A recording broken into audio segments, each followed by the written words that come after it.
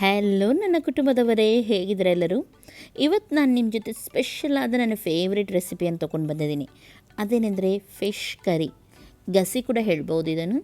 ತುಂಬ ಟೇಸ್ಟಾಗಿ ಚೆನ್ನಾಗಿರುತ್ತೆ. ಹೆಚ್ಚಾಗಿ ನನ್ನ ಎಲ್ಲ ಫಿಶ್ ಕರೀಸ್ ನೀವು ತುಂಬ ಇಷ್ಟಪಡ್ತೀರಾ. ಇದನ್ನು ಕೂಡ ನೀವು ಖಂಡಿತವಾಗ್ಲೂ ಇಷ್ಟಪಡ್ಬೋದಂತ ಎನಿಸ್ತೀನಿ. ಫಸ್ಟ್ ಇದಕ್ಕೆ ಬೇಕಾಗಿರೋ ಮಸಾಲವನ್ನು ರೆಡಿ ಮಾಡೋಣ. ಒಂದು ಫ್ರೈಂಗ್ ಪ್ಯಾನ್ ತೊಗೊಳ್ಳಿ. ನಾನಿಲ್ಲಿ ಸ್ವಲ್ಪ ಒಣಮೆಣಸನ್ನು ಹಾಕಿದ್ದೀನಿ. ಖಾರ ಸ್ವಲ್ಪ ಕಮ್ಮಿ ಅಂತ ತೊಗೊಳ್ಳೋದಾದರೆ ಸ್ವಲ್ಪ ಕಮ್ಮಿ ಕೂಡ ನೀವು ಹಾಕ್ಬೋದು. 1/4 ಟೇಬಲ್ ಸ್ಪೂನಷ್ಟು ಕೊತ್ತಂಬರಿ ಕಾಳನ್ನು ತೊಗೊಂಡಿದ್ದೀನಿ ಇಲ್ಲಿ. ಹಾಗೂ ನೋಡಿ, 1/4 ಟೇಬಲ್ ಸ್ಪೂನಷ್ಟು ಜೀರಿಗೆಯನ್ನು ತೊಗೊಂಡಿದ್ದೀನಿ. ಆಮೇಲೆ ಸ್ವಲ್ಪ ನಾನಿಲ್ಲಿ ಮೆಂತೆ, ಸ್ವಲ್ಪ ಸಾಕು ಮೆಂತೆ, ಇಲ್ದಿದ್ರೆ ಕೈ ಆಗುತ್ತೆ. ಆಮೇಲೆ ಸ್ವಲ್ಪ ಕಾಳು ಮೆಣಸು ಹಾಕಿದ್ದೀನಿ ನಾನಿಲ್ಲಿ.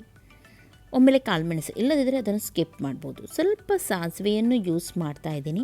ಇದು ಆಪ್ಷನಲ್, ನಿಮಗೆ ಬೇಕಿದ್ದರೆ ನೀವು ಹಾಕ್ಬೋದು ಅಥವಾ ಸ್ಕಿಪ್ ಮಾಡ್ಬೋದು. ಸ್ವಲ್ಪ ಹೊತ್ತು ಇದನ್ನು ರೋಸ್ಟ್ ಮಾಡೋಣ. ಚೆನ್ನಾಗಿದು ರೋಸ್ಟ್ ಆಗಬೇಕು. ಓಕೆ ನೋಡಿ, ಇವಾಗ ರೋಸ್ಟ್ ಆದಮೇಲೆ ನಾನಿದನ್ನು ಮಿಕ್ಸಿ ಜಾರಿಗೆ ಹಾಕಿದ್ದೀನಿ. ಇವಾಗ ನಾನಿದಕ್ಕೆ 10ರಿಂದ 12 ಬೆಳ್ಳುಳ್ಳಿಯ ಸೆಳನ್ನು ಹಾಕ್ತಾಯಿದ್ದೀನಿ. ಶುಂಠಿ ಸಣ್ಣ ತುಂಡು ಹಾಗೂ ಇದಕ್ಕೆ ಅರ್ಧ ನೀರುಳ್ಳಿಯನ್ನು ಹಾಕ್ತಾಯಿದ್ದೀನಿ. ದೊಡ್ಡ ನೀರುಳ್ಳಿ ಆದ್ದರಿಂದ ನಾನಿಲ್ಲಿ ಅರ್ಧ ಯೂಸ್ ಮಾಡಿದ್ದೀನಿ. ಮೀಡಿಯಮ್ ಸೈಜ್, ಸಣ್ಣ ಸೈಜ್ ನೀರುಳ್ಳಿ ಆದರೆ ನೀವು ಜಾಸ್ತಿ ಯೂಸ್ ಮಾಡ್ಬೋದು. ಇವಾಗ ಇಲ್ಲಿ ಜಾರ್ ಫುಲ್ ಆದ್ದರಿಂದ ನಾನು ಸ್ವಲ್ಪ ಇದನ್ನು ಗ್ರೈಂಡ್ ಮಾಡಿ ಆಮೇಲೆ ಇದಕ್ಕೆ ನಾನು 1 ಮುಷ್ಟಿಯಷ್ಟು ಇಲ್ಲಿ ತೆಂಗಿನ ತುರಿ, ಫ್ರೆಶ್ ಕಾಯಿ ತುರಿಯನ್ನು ಹಾಕ್ತಾಯಿದ್ದೀನಿ. ಓಕೆ, ಇವಾಗ ನಾನು ಮೀನನ್ನಿಲ್ಲಿ ಕ್ಲೀನ್ ಮಾಡಿ ಇಟ್ಕೊಂಡಿದ್ದೀನಿ. ಇದಕ್ಕೆ ನಾನೀಗ ಸ್ವಲ್ಪ ಮಸಾಲ ಹಾಕ್ತೀನಿ. ಅರಿಶಿನ ಪೌಡರ್ ಸ್ವಲ್ಪ ಹಾಗೂ ಚಿಲ್ಲಿ ಪೌಡರ್ ಸ್ವಲ್ಪ ತೊಗೊಂಡಿದ್ದೀನಿ. ಬೇಕಿದ್ದರೆ ನೀವು ಇದಕ್ಕೆ ಸ್ವಲ್ಪ ಲಿಂಬೆ ರಸವನ್ನು ಹಿಂಡ್ಬೋದು. ಹಾಗೂ ರುಚಿಗೆ ತಕ್ಕಷ್ಟು ಉಪ್ಪನ್ನು ಹಾಕಿ ಇದನ್ನು ನಾನು ಸ್ವಲ್ಪ ಮಿಕ್ಸ್ ಮಾಡ್ತೀನಿ. ಜಾಸ್ತಿ ನೀರು ರೀತಿ ಮಾಡಲ್ಲ, ಸ್ವಲ್ಪ ಡ್ರೈ ಆಗಿಯೇ ನಾನು ಇದನ್ನು ಮಿಕ್ಸ್ ಮಾಡ್ತೀನಿ. ಹಾಗೂ ಇದನ್ನೊಂದು 10 ನಿಮಿಷದವರೆಗೂ ನಾನು ಹೀಗೆ ಬಿಡ್ತೀನಿ, ಚೆನ್ನಾಗಿ ಮಸಾಲೆ ಎಲ್ಲ ಎಳ್ಕೊಳ್ಳಿ ಅಂತ ಹೇಳಿ. ಓಕೆ, ಇವಾಗ 10 ನಿಮಿಷ ಆಗಿದೆ. ಇವಾಗ ನಾವು ಮೀನನ್ನು ಫ್ರೈ ಮಾಡೋಣ. ಸ್ವಲ್ಪ ನಾನಿಲ್ಲಿ ಆಯಿಲನ್ನು ಹಾಕಿದ್ದೀನಿ ಹಾಗೂ ಮೀನನ್ನು ನಾನಿಲ್ಲಿ ಫ್ರೈ ಮಾಡಲಿಕ್ಕೆ ಇಡ್ತೀನಿ. ಇಲ್ಲಿ ನಾವು ಡೀಪ್ ಆಗಿ ಇದನ್ನು ಫ್ರೈ ಮಾಡಲಿಕ್ಕಿಲ್ಲ, ಮೆಲ್ಲನೆ ಸ್ವಲ್ಪನೇ ಫ್ರೈ ಮಾಡಲಿಕ್ಕೆ ಅಷ್ಟೇ. ನಾರ್ಮಲ್ ನಾವು ಮೀನು ಫ್ರೈ ಮಾಡುವಾಗ ಚೆನ್ನಾಗಿ ಡೀಪಾಗಿ ಫ್ರೈ ಮಾಡ್ತೀವಿ ನೋಡಿ, ಆ ರೀತಿ ಫ್ರೈ ಮಾಡಲಿಕ್ಕಿಲ್ಲ. ಸ್ವಲ್ಪ ನೋಡಿ ಫ್ರೈ ಆದಮೇಲೆ ಈ ರೀತಿ ತಿರುಗಿಸಿದರೆ ಆಯಿತು. ನೀವು ಒಳಗಡೆ ಮೀನು ಕಂಪ್ಲೀಟಾಗಿ ಚೆನ್ನಾಗಿ ಬೇಯಬೇಕಂತ ಇಲ್ಲ. ಇಲ್ಲಿ ಸ್ವಲ್ಪ ಇದರ ಹಸಿ ವಾಸನೆ ಈ ರೀತಿ ಮಾಡೋದ್ರಿಂದ ಹೋಗುತ್ತೆ, ತುಂಬ ಟೇಸ್ಟ್ ಬರುತ್ತೆ. ಹಾಗಾಗಿ ಸ್ವಲ್ಪ ನೋಡಿ ಈ ರೀತಿ ಫ್ರೈ ಮಾಡಿ ತೆಗೆದರೆ ಆಯಿತು. ನೋಡಿ, 2 ಸೈಡ್ ಕೂಡ ನಾನು ಟರ್ನ್ ಮಾಡಿ ಫ್ರೈ ಮಾಡಿ ತೆಗೆದಿದ್ದೀನಿ. ಇದನ್ನು ನೋಡ್ತಾ ಇದ್ದೀರಲ್ಲ. ಇವಾಗ ಇದನ್ನು ನಾನು ಸಪ್ರೇಟಾಗಿ ತೆಗೆದು ಒಂದು ಪಾತ್ರೆಗೆ ಹಾಕ್ತೀನಿ. ನೋಡಿ, ಚೆನ್ನಾಗಿದ್ದು ಫ್ರೈ ಆಗಿದೆ, ನೋಡ್ಬೋದು ನೀವು. ಇಷ್ಟು ಫ್ರೈ ಆದರೆ ಸಾಕಿದು. ಈ ರೀತಿ ಫ್ರೈ ಮಾಡಿ ಮೀನು ಹಾಕೋದ್ರಿಂದ ತುಂಬ ಟೇಸ್ಟ್ ಆಗುತ್ತೆ. ನಾನಿಲ್ಲಿ ಕೊಡ್ಡಾಯಿ ಮೀನನ್ನು ತೊಗೊಂಡಿದ್ದೀನಿ. ಓಕೆ, ಅದೇ ಪಾತ್ರೆಗೆ ಇವಾಗ ನಾನು ಸ್ವಲ್ಪ ಆಯಿಲ್ ಹಾಕ್ತಾಯಿದ್ದೀನಿ ಎಕ್ಸ್ಟ್ರಾ. ಹಾಗೂ ಇದಕ್ಕೆ ನಾನು ಸ್ವಲ್ಪ ಕರಿಬೇವು ಸೊಪ್ಪು ಹಾಕ್ತಾಯಿದ್ದೀನಿ. ಆಮೇಲೆ ನಾವು ಮಸಾಲ ಗ್ರೈಂಡ್ ಮಾಡಿದ್ವಿ ನೋಡಿ, ಅದನ್ನು ಇದಕ್ಕೆ ಹಾಕೋಣ. ಚೆನ್ನಾಗಿ ಎಣ್ಣೆ ಬಿಸಿ ಆದಮೇಲೆ ಗ್ರೈಂಡ್ ಮಾಡಿದ ಮಸಾಲವನ್ನು ಇದಕ್ಕೆ ಹಾಕಿ ಹಾಗೂ ಇದರ ಹಸಿ ವಾಸನೆ ಹೋಗೋವರೆಗೂ ಚೆನ್ನಾಗಿ ಮಸಾಲವನ್ನು ನಾವು ಫ್ರೈ ಮಾಡಲಿಕ್ಕುಂಟು. ಆಯಿಲೆಲ್ಲ ಒಳ್ಳೆ ರೀತಿ ಮೇಲೆ ಬಿಡಬೇಕು. ಮಸಾಲ ಒಳ್ಳೆ ರೀತಿ ಇದು ಡ್ರೈ ಆಗಬೇಕು, ಚೆನ್ನಾಗಿ ಫ್ರೈ ಆಗಬೇಕು, ಆವಾಗಲೇ ಟೇಸ್ಟ್ ಆಗುತ್ತೆ. ನೋಡ್ಬೋದು ನೀವು ಇವಾಗ ಎಷ್ಟು ಡ್ರೈ ಆಗಿದೆ ನೋಡಿ ಮಸಾಲ.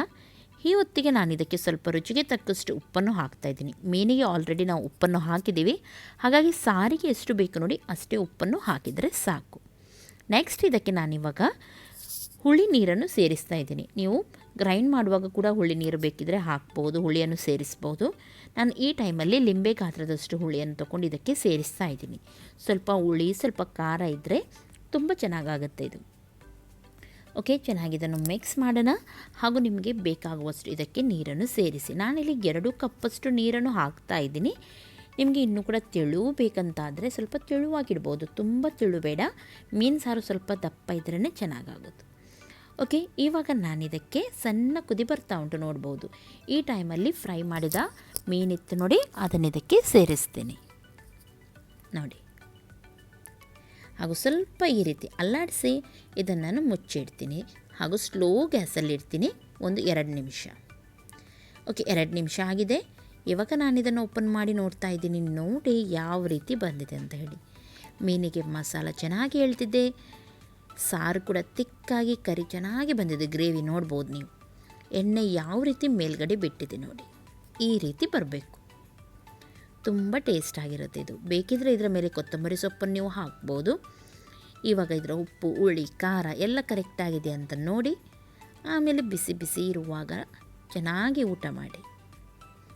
ನೋಡಿ ಎಷ್ಟು ಚೆನ್ನಾಗಿ ಬಂದಿದೆ ಇದು. ಓಕೆ, ಮೀನು ಸಾರು ಯಾರಿಗಿಷ್ಟ, ಮೀನು ಯಾರಿಗಿಷ್ಟ ಅವರು ಇವಾಗಲೇ ಲೈಕ್ ಮಾಡಿ ಇದನ್ನು. ಹಾಗೂ ನನ್ನ ರೆಸಿಪೀಸ್ ಯಾರಿಗಿಷ್ಟ ನೋಡಿ ಅವರು ಕೂಡ ಲೈಕ್ ಮಾಡಿ. ನಿಮ್ಮ ಫ್ರೆಂಡ್ಸ್ ಜೊತೆ ಎಲ್ಲರ ಜೊತೆ ನನ್ನ ರೆಸಿಪಿಯನ್ನು ಶೇರ್ ಮಾಡ್ತಾಯಿರಿ.